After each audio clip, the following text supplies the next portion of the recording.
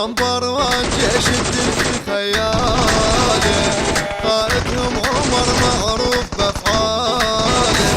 نمبر وان جيش الدين في خياله، قائدهم عمر معروف بافعاله. زلمه بالمواقف يشهد التاريخ، زلمه بالمواقف يشهد التاريخ، واللي بظهره جيشه كلهم